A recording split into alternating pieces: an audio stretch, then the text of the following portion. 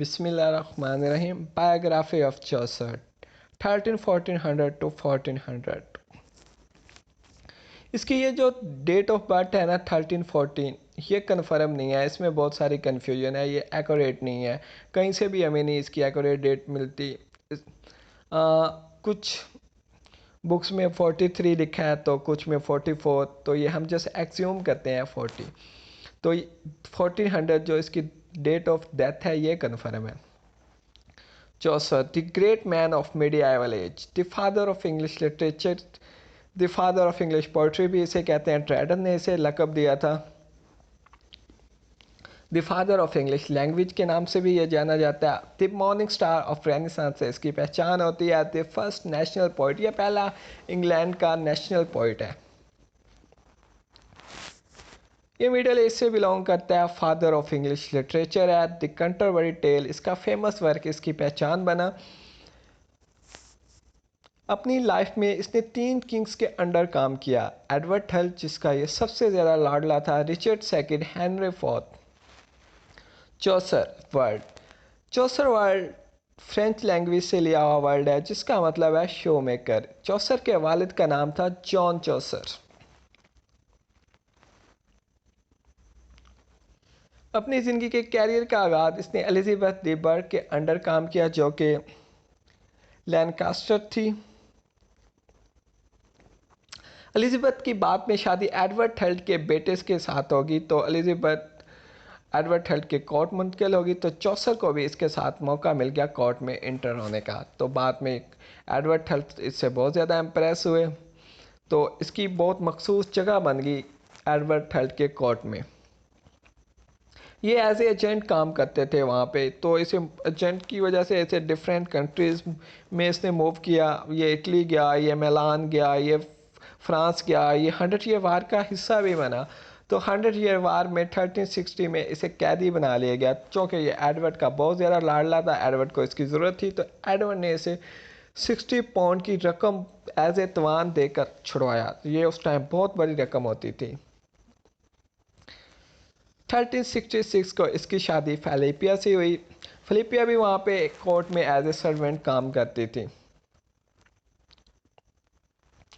Friends of चौसर, चौसर के कुछ friends हैं जिसमें John of Gaunt, Duke of Lancaster भी इसे कहते हैं। जॉन ऑफ कॉन्ट की वाइफ की अर्ली डेथ होगी, तो जॉन था बहुत ज़्यादा अपसेट रहते थे, तो चौसर ने इसके लिए दी बुक ऑफ डचेस लिखी, एक शार्ट पोइम है फार्चून, ये भी इसने जॉन ऑफ कॉन्ट को डेडिकेट की थी।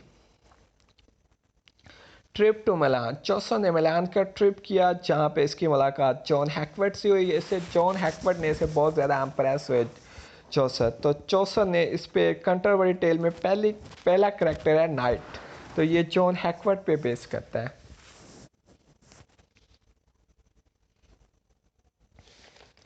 इटली, चौसर इटली गया तो इसकी मुलाकात पेट्रार्च और बोकाशियो से हुई, तो ये पेट्रार्च से बहुत ज़्यादा इम्प्रेस हुआ और इसने अपनी पोइट्री में पेट्रार्च को फॉलो किया। इसने पहली दफ़ा रैमिक रॉयल का यूज़ किया।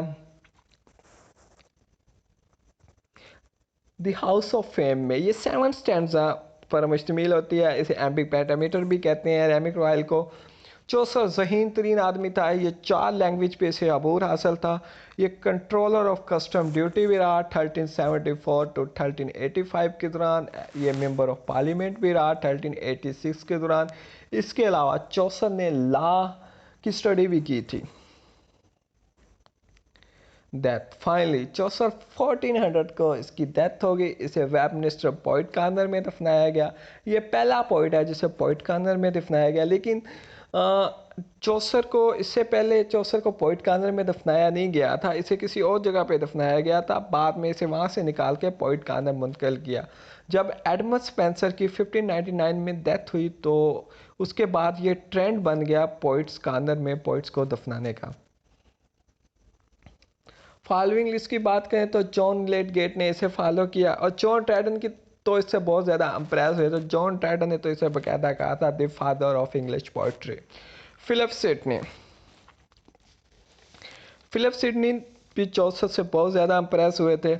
तो सर फिलिप सिडनी का famous work defence of the poetry, उसमें इसने चौसर को बहुत ज़्यादा कोटेशंस यूज़ की हैं। और विलियम कैस्टन की तो फिर क्या ही बात है। विलियम कैस्टन ने इसके पहले द कैंटरबरी टेल के दो पहले एडिशन पब्लिश किए 1478 में और 1483 के दरमियान। इसमें पहला एडिशन 1478 को पब्लिश किया तो इसमें थोड़ी गड़बड़ होगी, तो इसने बार बार वो प्रिंट करता गया। फाइनली 1483 को इसके पहले कैंटरबरी टेल के दो एडिशन कंप्लीट हुए। अब वर्क की बात करें तो देखा जाए तो इस टाइम पीरियड में इसके जो कुछ कंटेम्प्रेरी हैं, जैसे कि विलियम लैंगलैंड और जॉन गोहर, ये इसके कंटेम्प्रेरी हैं। इनके वर्क्स हमें नहीं मिलते, लेकिन चौसर के हमें कुछ वर्क मिल जाते हैं। इसकी वजह ये है कि चौसर एक फेमस पर्सनैलिटी थी। ये एज ए सर्वेंट काम करते थे कोर्ट में, तो इस वजह से इसके वर्क्स हमें कुछ मिल जाते हैं। इसके वर्क को 3 पार्ट में डिवाइड किया गया है। पहला पार्ट फ्रेंच मॉडल पर मुश्तमिल है, दूसरा इटालियन मॉडल पर है और तीसरा इंग्लिश मॉडल पर है। फ्रेंच मॉडल की बात करें तो इसने ला रोमन दे ला रोज की ट्रांसलेशन की कोशिश की, जो कि रिमोट ऑफ द रोज है। इसके अलावा इसने दी बुक ऑफ डचेस लिखी और कंप्लेट एंड टोपेटी इसने लिखी। सेकंड पीरियड जो कि इटालियन पे बेस करता है, और ये डांटे डिवाइन कॉमेडी और द पार्लियामेंट ऑफ फॉल्स इसमें लिखी। ट्रायलिस एंड क्राइसेडिया इसने लिखी। द हाउस ऑफ फेम इसमें लिखी गई। थर्ड पीरियड की बात करें तो ये 1384 से 1900 के दरमियान है। It is also called English period, इसे इंग्लिश पीरियड भी कहते हैं। इसमें the legend of good woman लिखी गई और the famous work the Canterbury tale लिखा गया। चौसर के टाइम पीरियड में कुछ मेजर इवेंट्स डिस्कस करते हैं, जिसमें 100 ईयर वार है। ये 1337 टू 1453 के दरमियान है। ये 1 साल का पीरियड है, जो कि वफ़के के दरमियान इंग्लैंड और फ्रांस के दरमियान था।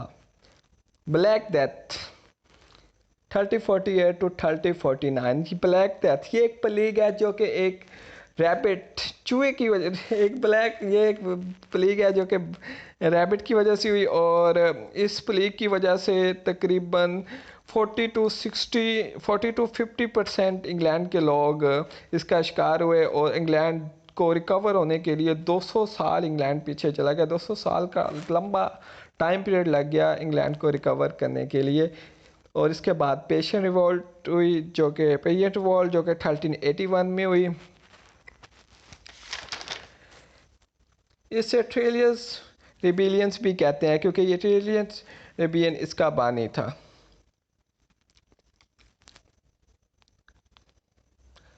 इसके अलावा आप किसी भी इंग्लिश राइटर या पोइट्स की बायोग्राफी के बारे में जानना चाहते हैं तो आप कमेंट्स में बता सकते हैं, मैं उस पर आपको वीडियोस बना दूंगा।